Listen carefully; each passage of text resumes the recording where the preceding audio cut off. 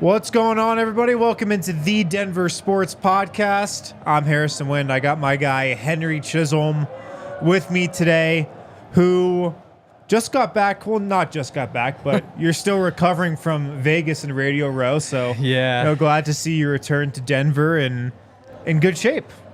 Thanks for joining me. At this point, in good shape. It's one of those where, to me, Vegas is a 2-day trip. You go out there, 3-day, 2-night max. Exactly. No, exactly like that. But then when you're out there Sunday to Friday, and then you throw in the fact that you're leaving to go to work at 7:30 every morning, that's when Vegas just isn't the place for that. Yeah. It just isn't. And then you're in that Radio Row Convention Center all day long. And then you feel like after that, you have to get loose. You have a lot of pent up energy. You have cabin fever. Exactly. Yeah. You're like, I just need to do something crazy. And so you run to the sports book or go get and all of a sudden, next thing you know, it's 5 a.m. and you're like, oh, it's almost time to go do this again. Yeah, it was a mess. Who was the coolest person you interviewed on Radio Row? Ocho Cinco. I think it has to be Ocho Cinco.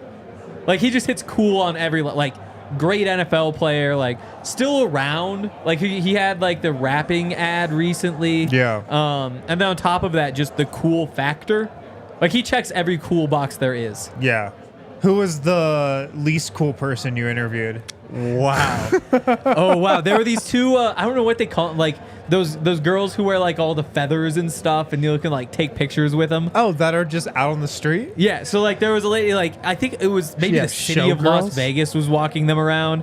And I didn't do the interview, I guess. They got a Radio Row interview? Yeah. Did you ask them about Russell Wilson? They really wanted people to ask questions. And then their handler was like, so have you heard that whatever sportsbook, I can't remember what it was, is offering a bet on Travis Kelce to get at least 10 catches, which is more than the number of whatever albums that Taylor Swift has?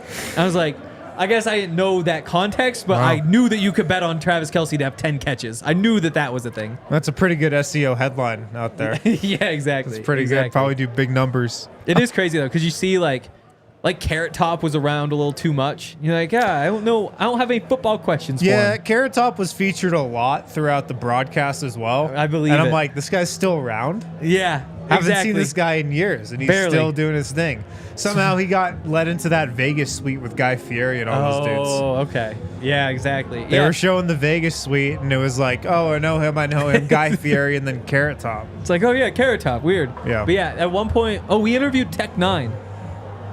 That was another one. Big Chiefs fan. Yeah, wow. We asked him how many Zacks it would take to tackle Isaiah Pacheco. Yeah. He thought it would take a lot. That's cool. Yeah. That's cool. So stuff like that. At one point, we were just walking. Me and Todd were walking around. Todd Davis. Yeah, exactly. Just Todd to me, though. Me and Todd. Me and Todd. And this radio table, just some local radio station, just starts going, Montana. And Todd's like, did they know you? Or what? Why would anybody do that? I was like, bro, Joe Montana just walked by. Didn't you see him? But it's just stuff like that that's just happening constantly. Or, I sent a picture to my parents because I was like, who is this? They're like, oh, that's Wayne Newton. I was like, it's Wayne Newton. That's who that is. I mean, he's got a pretty recognizable face. Exactly. I don't think you would know who Wayne Newton is. Exactly. Yeah. I just knew I knew I should. Yeah. Well, that's crazy. You really got everybody on Radio Row, huh? It's very weird. Everybody from Ocho Cinco to Wayne Newton. Yes. That's wild. Exactly. Yeah. Well, glad to see you're back. Glad to see you're back in one piece. Yes. We were talking about this just before we recorded, and I want to get to the quarterback talk as well. I want to ask you what the best case scenario and worst case scenario is for the Broncos at QB, because it's rumor season with the NFL. We got the combine here coming up. I'm seeing, I'm just a casual NFL observer, but I'm seeing a lot of J.J. McCarthy to the Broncos buzz that I want to ask you about. I'm seeing a potential trade up for Jaden Daniels. Yep. Want to ask you about him. But first, though, the NFL salary cap just went up $13 million.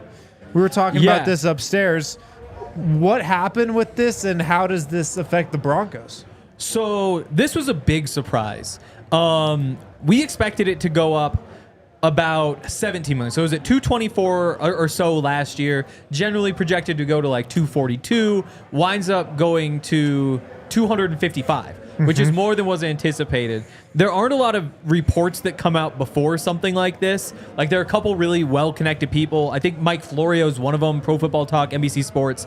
And he said a couple days ago, you know, I've heard from people it could be like 242, 243, which again is like kind of what the vibe had been.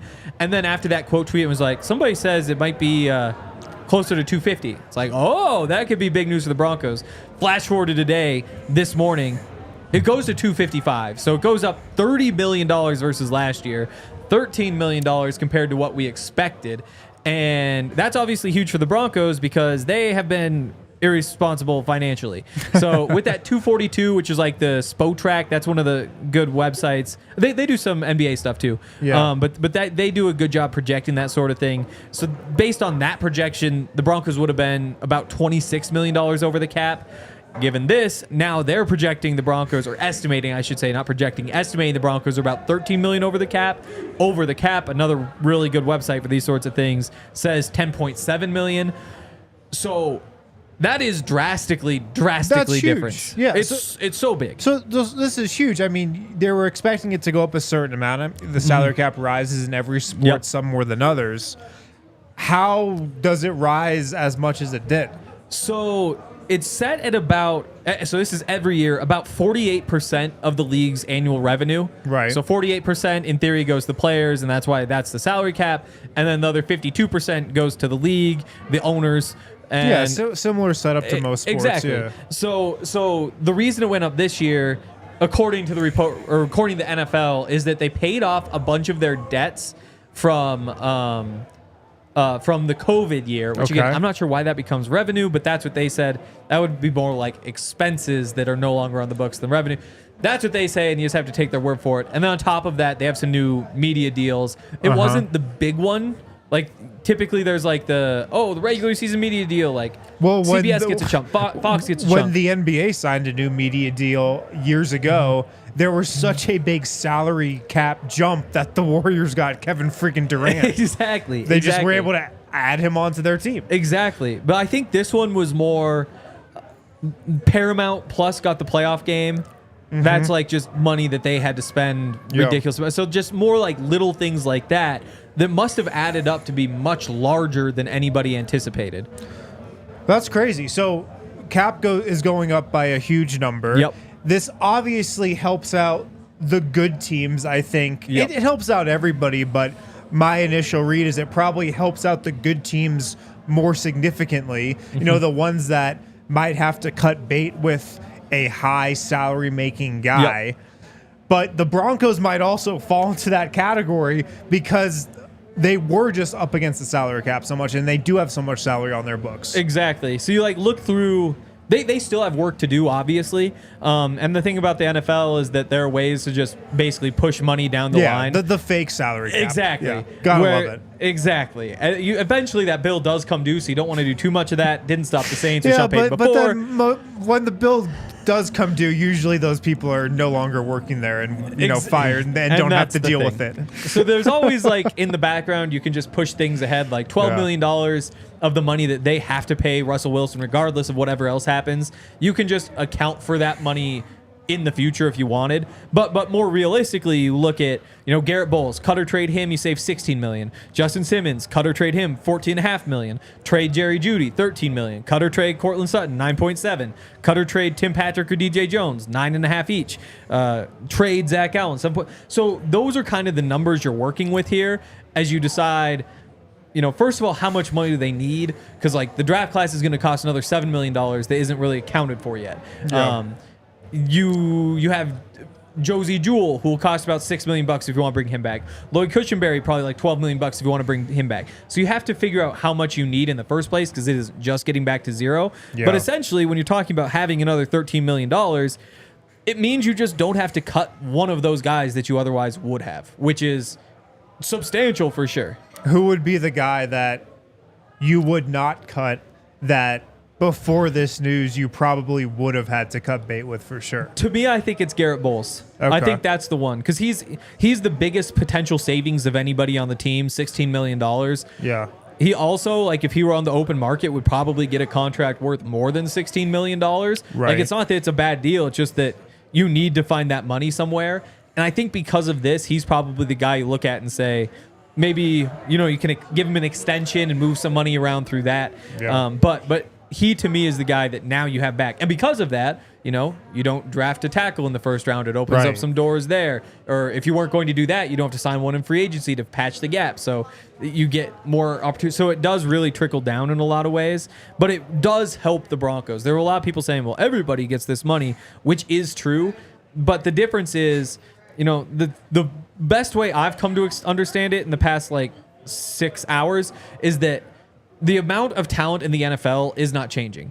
It's the exact same amount of money or of talent regardless of this move.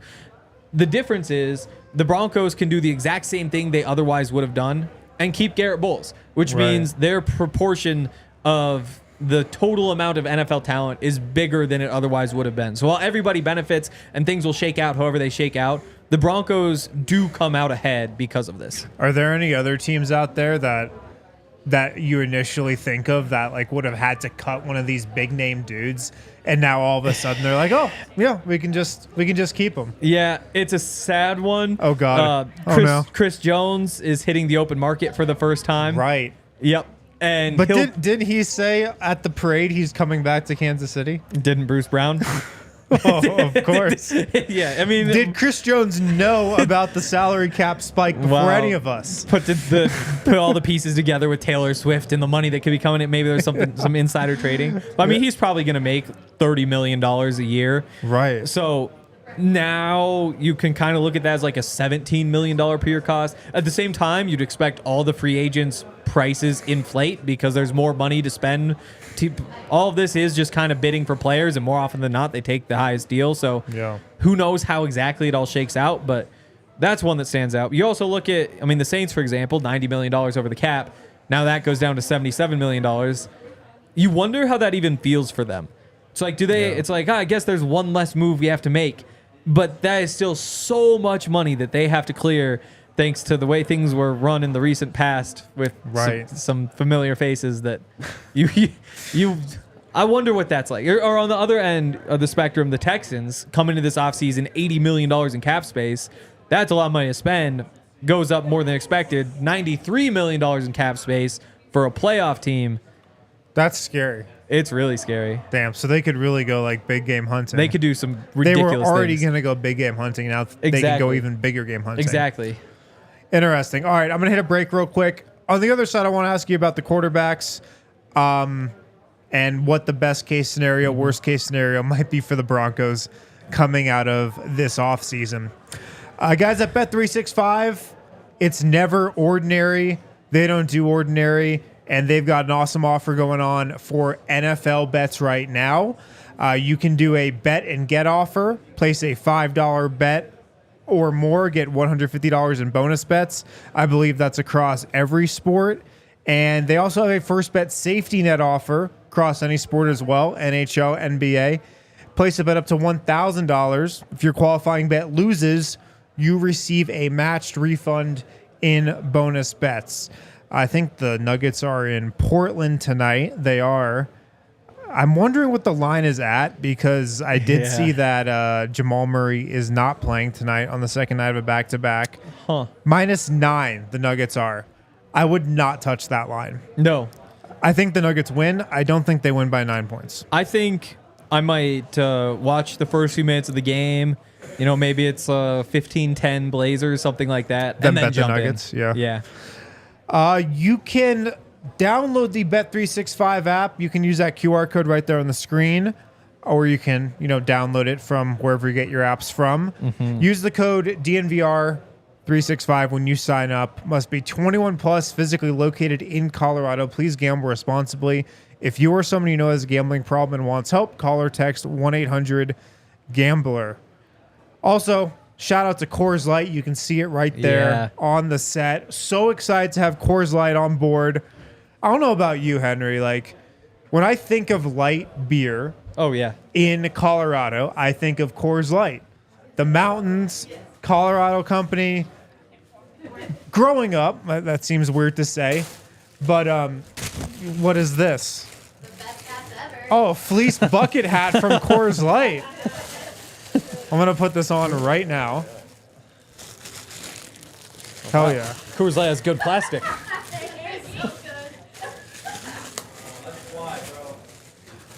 I think of Coors Light when I think of Colorado beer. Local, with the mountains, and we're so excited to have Coors Light on board. When it's time to chill, Coors Light is the beer I reach for. So when you want to hit reset, grab a beer that's made to chill. Get Coors Light delivered straight to your door with Instacart. CoorsLight.com/DNVR. Celebrate responsibly. Coors Brewing Company, Golden, Colorado. I think I'm just leaving this on the rest of the show. Coors Light's awesome too. Like, I'm so glad that this is a partner now because that's like my college experience. Right. Like, when I think camping, Coors Light. Rockies game, Coors Light. Like, yeah. And I feel like I've drank more Coors Light than like maybe any drink but water in my life. Probably, yeah. I was thinking about all the light beers that I had, you know, like in my previous life when I was in college and shortly out of college. If I'm reaching for a lighter beer, it's Coors Light. Absolutely. It's just clearly top tier of all those beers that you could go for at, you know, in that category. By a mile. Yep. All right, back here on the Denver Sports Podcast, Harrison Wind, Henry Chisholm. I want to go back to Super Bowl week really quick and on Radio Row. Yeah. You obviously talked to a lot of people there, like you were saying earlier, a lot of different people. What was the buzz about the Broncos on Radio Row? What was like just the consensus about this team? How are people just kind of viewing this team at this current time? Yeah, not great.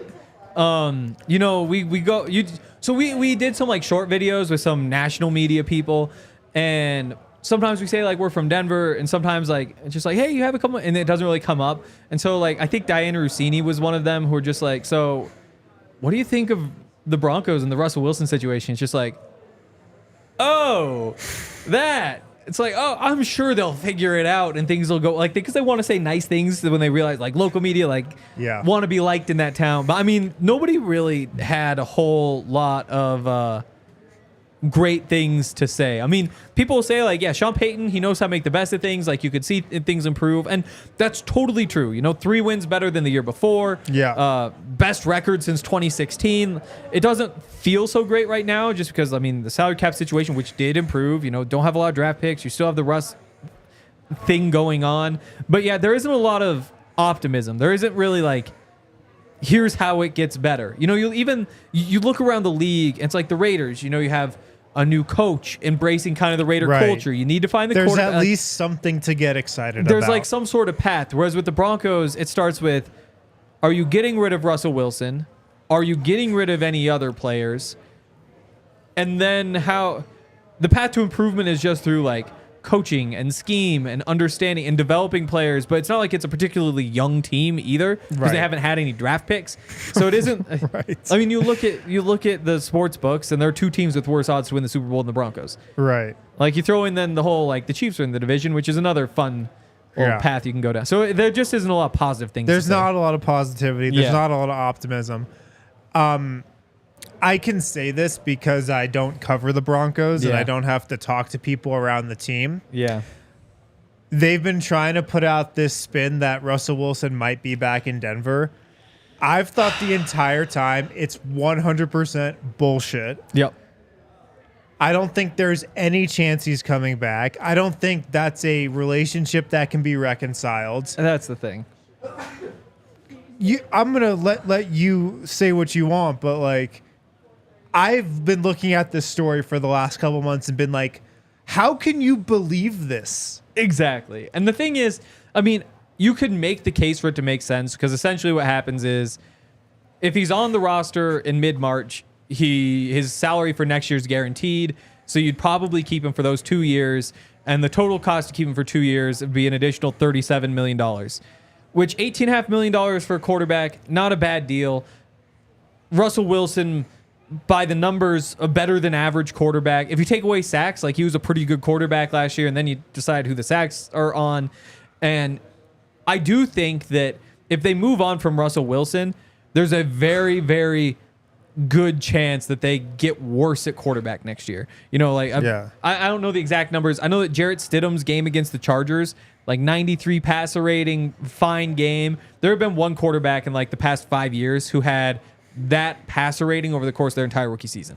Like, you just don't get good quarterback play. Now, obviously, there's benefits in the future and all that, but I do think that in terms of winning games, Russell Wilson might be your best bet. If you can't justify like Kirk Cousins because of the financials, all that sort of stuff, in terms of winning games next year, I do think that he's probably your best chance. With the off chance, I mean, the one quarterback who was better than Jarrett Stidham in that game was C.J. Stroud last year, who did what he did. So there is that chance. The thing is, you benched him and asked him to give money back, and you burned the bridge. Like, to me, you burned the bridge, and so it's just kind of too late. So it doesn't even feel like it is even an option anymore because of the decisions you made in the past. Yeah. And I mean, that kind of brings me back to like the way it seemed like the season played out. It seemed like the Broncos were doing everything to end the Russell Wilson relationship. Yep. Like Sean Payton yelling at him on the sideline. Exactly. The thing with the contract. Like, these are things you do if you don't want him to be the quarterback next season. Exactly. Like, it just doesn't work. And he was obviously upset. Like, there's no way around it. Who can blame him for that? Yeah, who can blame him for being upset? You know, he said, like, he wants to be back in Denver. I mean, you got to say that, though. Yeah, probably. But he's also taking offers on his house, and so... Yeah. Do you think that's, like, a real sign? Probably. I mean... Probably, right? If the house was on the market, then that's a thing. But again, talking to Todd Davis, who, again, lives in a little different world than me, he says, well, you don't do that because as soon as you list it, then you start getting people calling and saying, like, hey, we're thinking about buying this house, but really they're not, and they just want to walk around Russell Wilson's house. And so by saying, like, you're kind of like is that what it's like to put a multi-million-dollar house on the market? I guess because people want to walk through it. When it's the most expensive house ever sold in Denver, like, I guess maybe you want to. When he brought that up, and I was like, I would go tour that house. There's no way he's still living there. Exactly. That's the thing, because they have the other house in San Diego, and Todd said he had heard that there were movers at his house a few weeks ago. Ooh. And it was a whole big thing. Because, like, I don't know, if you're wealthy enough to have multiple houses, do you have certain things that you just move to the new house in the off season? Like, things that you want to bring with you? Obviously, you have, like, 2 closets. You don't necessarily need to bring, like, clothes. But, like, does your kid... I would think he's got... full closets at every house. Absolutely. Yeah. But like, so I do not think he needs to move like stuff to a new house. Like little future junior probably has like a PlayStation, but he has a PlayStation both house. That's probably not an issue. At every house. But does he have like a custom controller he really likes? And so he wants to bring that with? That's a good point. Like, and so like, is there a full truck worth of things that you have to move, or is this a suitcase situation? Yeah. You know, so I don't know. There's a lot of rabbit holes you can go down. Everything really does point toward this has to be over. Yeah. But until the trigger is pulled. And the one little piece that I guess maybe is the hang up, the reason it hasn't happened yet, is that free agency opens on March 13th. His money for next year gets guaranteed March 18th. So if you wanted to, you could say, basically it's a 2-year, $37 million contract for Russell Wilson. You can just keep in your back pocket. You can go into free agency and say, hey, Baker, how you feeling? Like, what's the market looking like? Yeah. And if the market is $30 million a year, then you're like, that might be a bit rich. But for some reason, the market isn't hot, and you have your choice between Baker for 20 or Russ for 18.5, or same thing with Kirk Cousins. Like, it does leave a little bit of flexibility. Absolutely. At the same time, like, it does feel like this should have been decided by now. Yeah. And I have a feeling it has been decided. Yeah, we just don't know. I'm going to hit another break. On the other side, best and worst case scenarios for the Broncos at quarterback. Does one of them involve Russell Wilson? Were you saying best case scenario might be Russell Wilson is back? If you're just trying to make the playoffs next year, I think, I mean, first of all, the first conversation, Baker, Kirk Cousins, or Russell Wilson.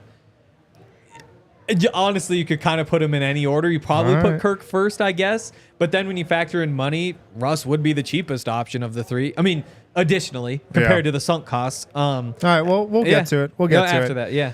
Guys, we do a lot of cool events at DNVR. These are some of the ones coming up. Well, we just had this Leeds watch party. That was crazy. This isn't like a huge DNVR thing, but we have a group of Leeds supporters, Leeds, the soccer team in England, coming in every week to watch this game. We got a Breck and Nuggets watch party on, that's tonight. Nuggets, Blazers, Breck Brew specials, and jersey ticket giveaways as well. So if you're not doing anything tonight, Friday night at the DNVR bar, nothing better. On Saturday, tomorrow, CSU watch party, 6 p.m. with the CSU Alumni Association, swag giveaways, drink specials as well. So if you want to keep up to date on all the events going on here at the DNVR bar, follow us on social at DNVR_sports or go to thednvr.com/events to check out our calendar there. Also, if you need tickets to concert shows, sporting events, check out the Game Time app. It has last-minute tickets, flash deals, zone deals, super easy to use and easy to find and buy tickets for every kind of event in your area. Nuggets games, Avs games. I'll be going on Game Time for Rockies tickets pretty soon. Also going on today, the first Rockies spring training game. Yeah. I can't believe it's already that season again. They're winning. They're fixed. They're up 3-0, heading into the 9th, heading into the 8th. Wow, get to a TV because I don't know how many of those you'll see this season. Don't miss this. Yeah, no, Riley Pint, a little sketchy there in the top of the 8th, but they might figure it out. Are you a Rockies guy? See, I think you seem pretty into it right now. The thing was, last year I was all the way out. Like I wasn't wearing any Rockies gear. Like nothing. Like I was all the way out. I went to like 3 games. I wore my Nolan jersey just to be like. Just to show where I feel. Last season was the first season where I was like so out I didn't even go to games. Exactly. Like that's basically where I was at. Yeah. But then I think I just swung so far last year that I was like, okay, I got that out of my system. Let's just see. Let's buy in. Not buy in and like put money on them or expect them to win anything or like, but just be like, hey, I'm a Rockies fan. I'm going to watch some of these baseball games and it might suck, but I'm just going to do it at least at the start. And they do have a nice young core, it seems like, that they're building. Like there's actually something I've heard being created. I'm hoping to see it at some point. People say that, but like I just tuned out. Our Susie Hunter says it all the time. She does. She was on this show talking about the young core. Yeah. And Chris Bryant.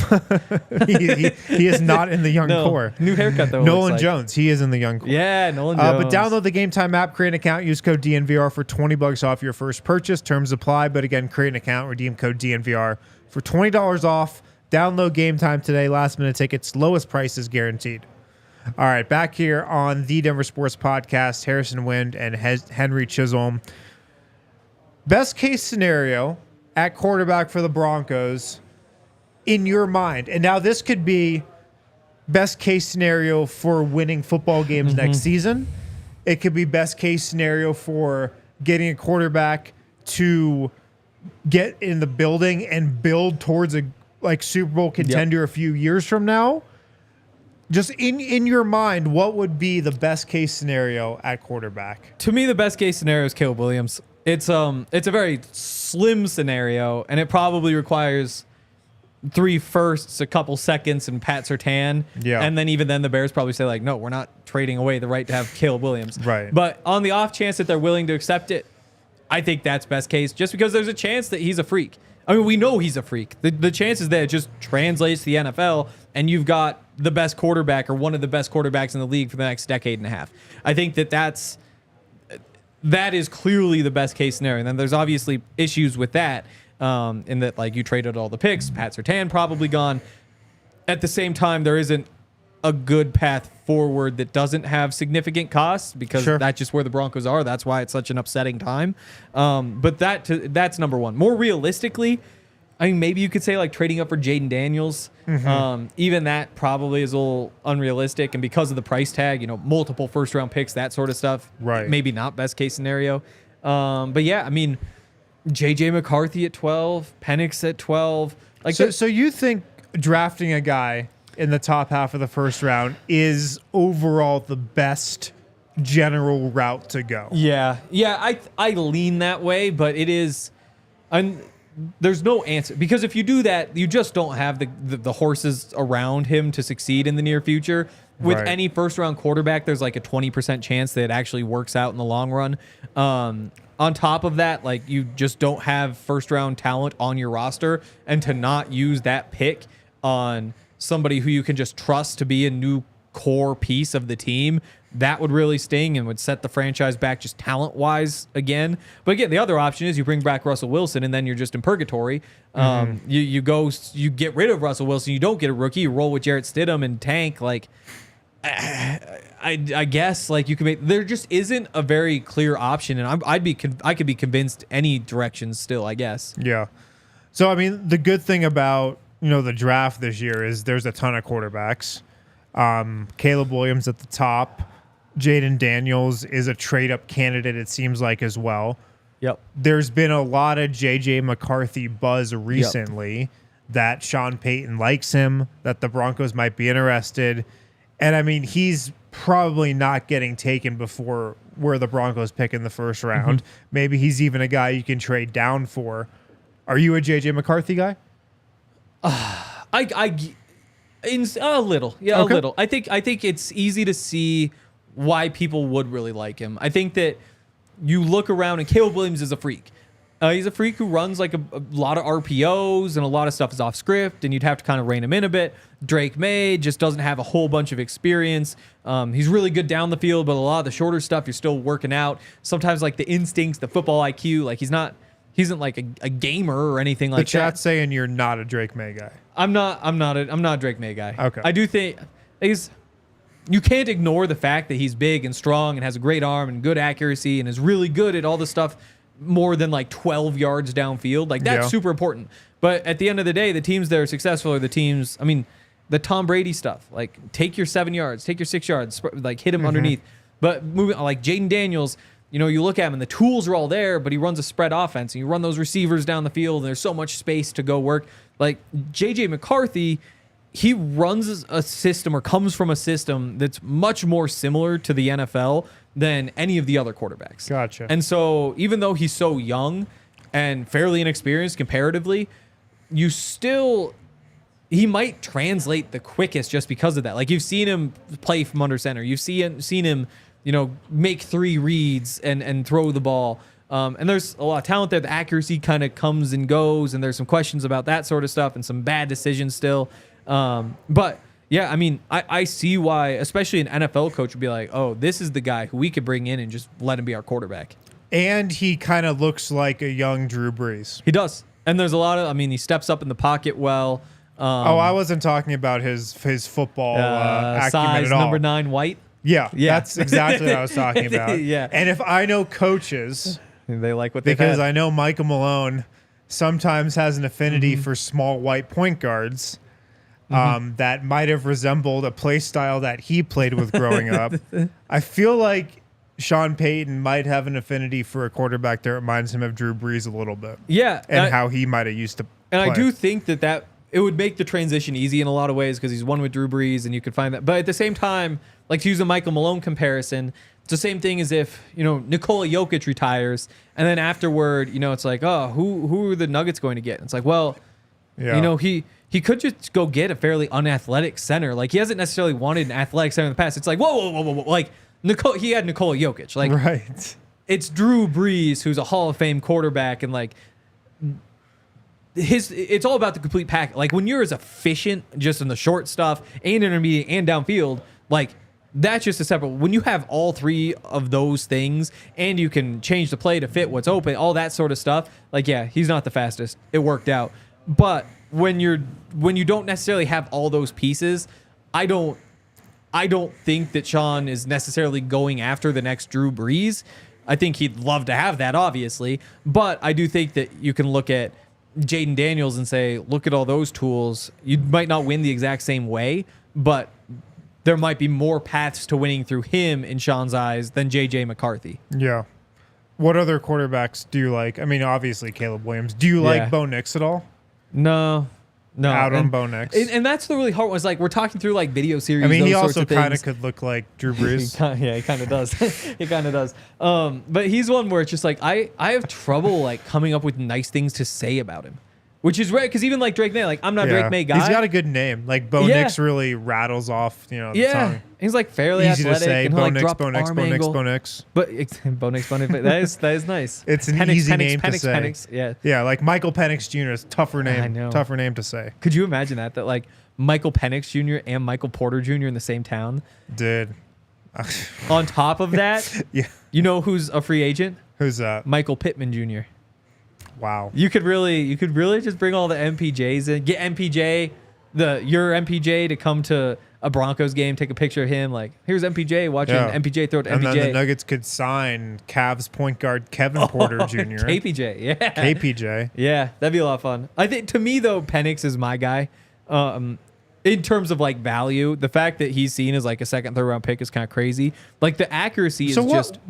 Was it just the buzz from the kind of championship game wearing off that has made him drop? Yeah, I think that's some of it. Like that was his peak. Yeah. Was like that run because everybody's watching. And people were like, "Oh, he's a top 15 pick." Totally, exactly. At that time, yeah.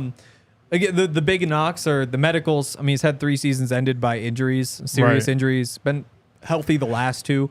And then on top of that, he's just a very old prospect. But once you get past those 2 things, like the accuracy is insane. The ability to step up in the pocket, the little moves he makes when he's in the pocket just to find more space, buy more time. Like he gives his receiver a chance every single time. And while like you like Drake May, he hits like this deep post, it's like the receiver's open.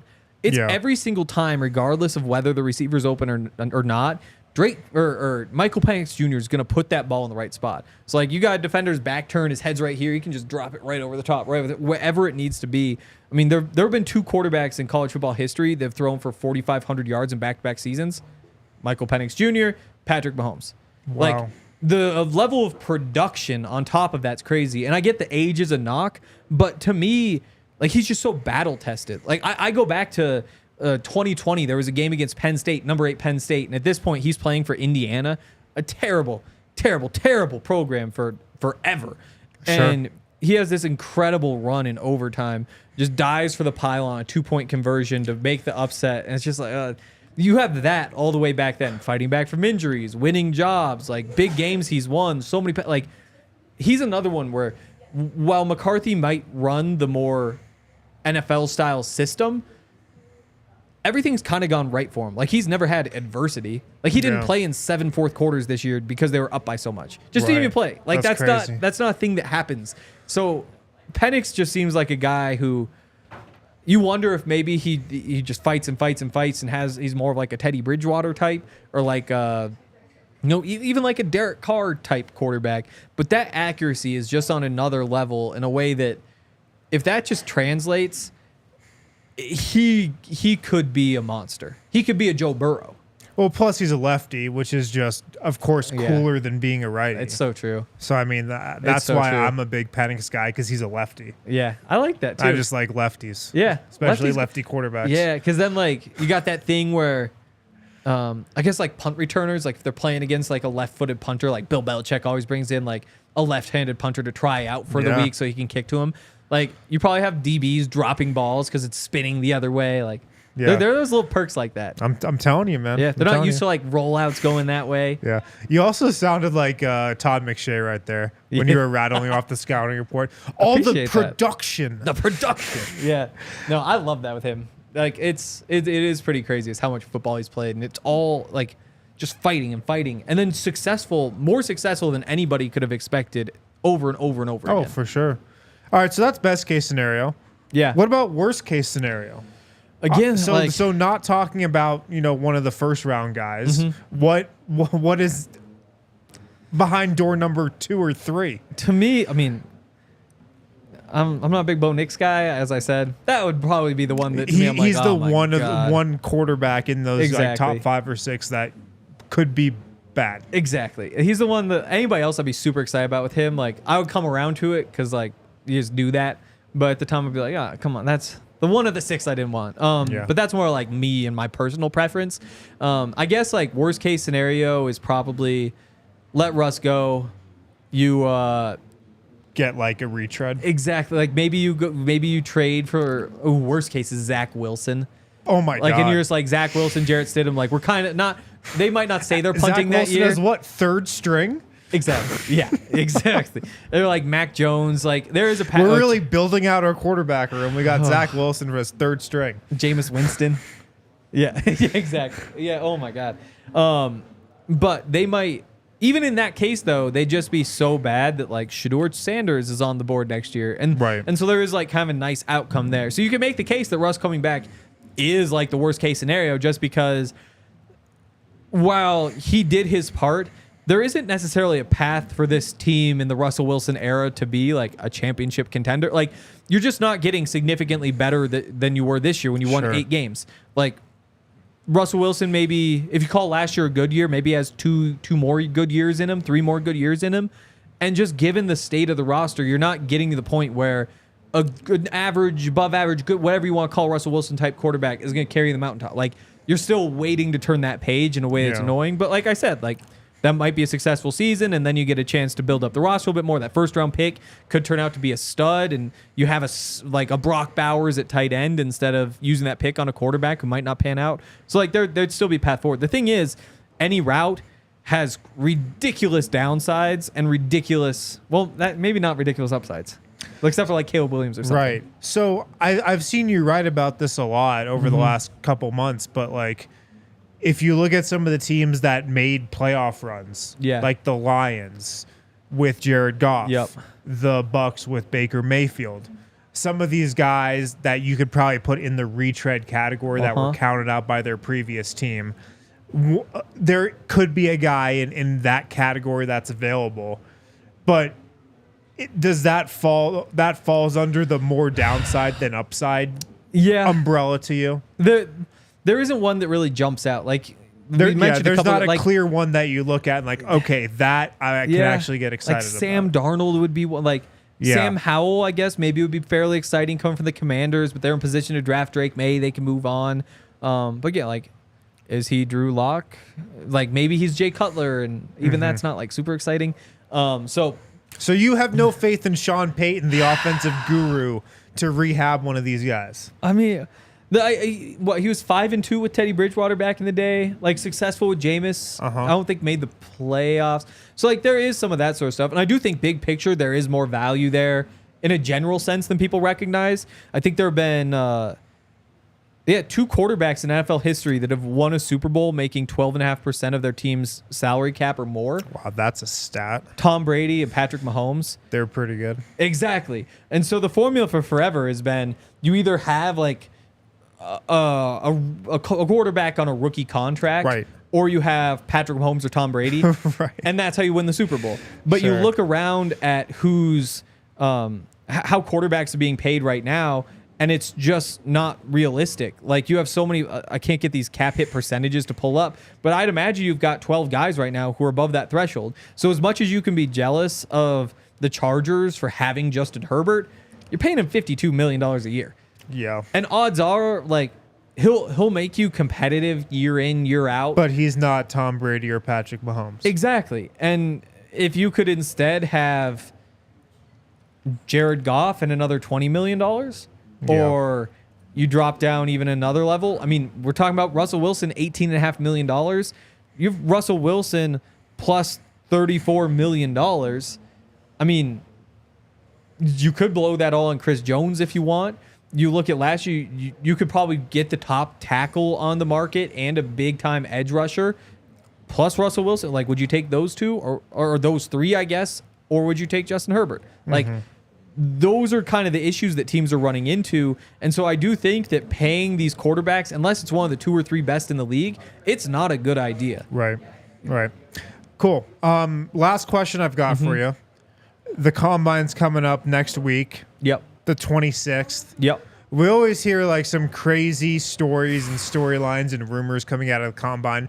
What do you think is going to be the biggest headline? Not even just with the Broncos, but maybe just from across the league that you predict might come out of the NFL Combine. It can be a rumor. It can Wow. be just any storyline. Like, what do you think people will be talking about at the Combine? So I think there was a report this morning that the Bears are going to announce like the future of Justin Fields next week. Oh man! So we know. So there's that's like going to be big. that might not be number one, but it'll be up in the rankings. Yeah. And the thing, like, there's a small chance they say we're just going to roll with Justin Fields and trade the number one pick.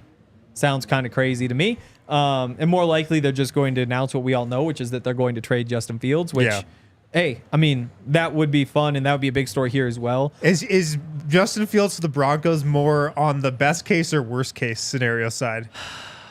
Or is he right in the middle? You know, he's probably the best retread option. Okay. I think I can he is. get behind that. Like, I'm pretty much convinced he's just not like a great quarterback. Yeah. But could you find a way to make him close to what Russell Wilson was this year? I think he could get close. For substantially less yeah, money. Exactly. And that's where, like, Russell Wilson, again, you could make the case like he was a fringe top 10 quarterback last year. It'd be a pretty statistical case. You could pretty easily make a case that he was maybe not in the top 13 would be a pretty easy case to make. With Justin Fields, you know, I guess maybe you could still say he has a high ceiling. I'm kind of over that. He at least had How some old moments. is Like 24. Yeah, you can probably still get away with saying he has a high ceiling. Yeah, you probably could. But yeah, I mean, he could step in and be fine. Like he could probably be the second best quarterback they've had since Peyton. Yeah. Which, I mean, not saying much, but still. Exactly. In some ways saying something like, so I don't think that's Yeah. bad. And I think ESPN put together a few potential trades for him. It was like a 3rd round pick or a future 2nd round pick. That price tag, again, you give up your 3rd round pick this year, you still get to go get like a Brock Bowers in the 1st round. That'd be kind of fun. Yeah. Okay, so the Justin Fields sweepstakes. That could be a storyline from the Combine. Yeah, I do think there's this Quinyon Mitchell, the cornerback from Toledo, who's like flown up draft boards. One of Jake's guys. Daniel Jeremiah, like big draft guy. He was saying like his 40-yard dash time could be insane. Like insane. Like insane. in the 4.2s? What exactly? Like if you, I think what he position said, is he? Corner. Okay. Yeah, what he said was like if it's a 4.35, he's going to be hanging his head a bit, which that could be kind of fun. Whoever runs the fastest will be a big one. Yeah. Anything else? I mean, Sean Payton's going to talk. Broncos country. I mean, Sean Payton loves to talk. He does love to, not to me, but not to people from like Denver. Kay Adams. Yeah, exactly. Yeah. Who doesn't? She should come back on the show sometime. Also, so we'll probably hear, I'd say a 30% chance there's some sort of big Russell Wilson announcement. 30% chance Sean Payton just comes out and says we're trading him or something. Or since that's like his first media availability since, I guess depending on how you want to count, like the couple interviews at the Super Bowl since the end of the season, and his next one will be, I believe, after the draft. It could be that like he does this whole thing and somebody says like, "Hey, what's the plan with Russ?" And he's like, "Oh, we're still working through that." And then about 15 minutes later, it's like E. Rappaport says the Broncos are moving on from Russell Wilson, but he doesn't want to answer the questions. What was the date again? When does his salary kick in again? I think I believe it's 2:00 our time, March 18th. It could be like March 17th. It has to be done. Did it need an exact time? But that helps. Yeah. Okay. Thank you. Yeah. Well, it's because it's technically the 5th day of the league year. Okay. And the first day of the league year starts at 2:00 March 13th, which doesn't make any sense. Yeah. Because that's not when the day starts. And so some people say like, well, he can't be on the roster on March 18th, but like maybe it's up until the, you know. I have a feeling we'll get a pretty good idea at the Combine because I think so bet too. there's going to be some stories that come out and they're like, oh, Sean Payton's meeting with a lot of quarterbacks at the Combine. Exactly. Why could he be doing that? I don't know. And that's the thing. It's like there's so many, like there's always the buzz. It's like the buzz around the Senior Bowl is that they really want to trade up and do something crazy for Kelvin. And it's like, okay, well that buzz is just like just me and you random talking. Exactly. We're the buzz. Exactly. It's like people in Denver believe. And it's like, hey, that's me, person in Denver. Like the buzz is never worth as much as you think it is. Yeah. And beyond that, if it really did come from Sean Payton, it's 50-50 that he's just saying something totally wrong just to like throw people off the scent. And so like even on the off chance it does come from a person you should be listening to, it just as easily could be a lie. Believe nothing. Yeah. This time of year is so fun. Yeah. Because you can have that rampant speculation. Mock draft season is so fun, but there's a reason why most mock drafts are completely wrong. Exactly. It's because, and I know this, when NBA draft people call up the Nuggets and ask them about a mock draft, I know this for a fact. The Nuggets will just give them a name that they have no plan on even thinking about drafting. Yeah, I know at the Super Bowl, one of the questions that Sean... And if you think about it, it's like, why would they give them a name they're interested 100%. in? And so Super Bowl, I think it's Sports Illustrated, asked Sean, what are the names of some of the quarterbacks around the league who you think are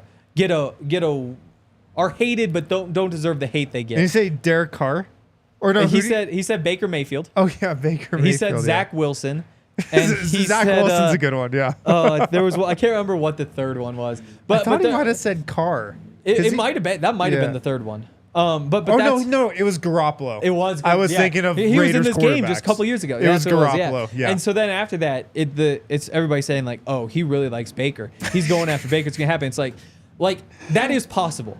That is a one possible thing, but it's also 50-50 that he is absolutely not going after Baker, and then that's why he said it. And so what did we learn? Nothing. And I feel like a wet blanket on the podcast half the time when it's like, oh, there's this random report, and Zach turns and asks, what does it mean? I'm like, once again, it means nothing. I know this is bad content, but the truth is like, it means nothing. We could talk about like what would happen if that guy comes, or like the implications, or if there'd be like any other hints, but like, it means nothing. Don't listen to any of it. All right. Well, good to know. Yeah.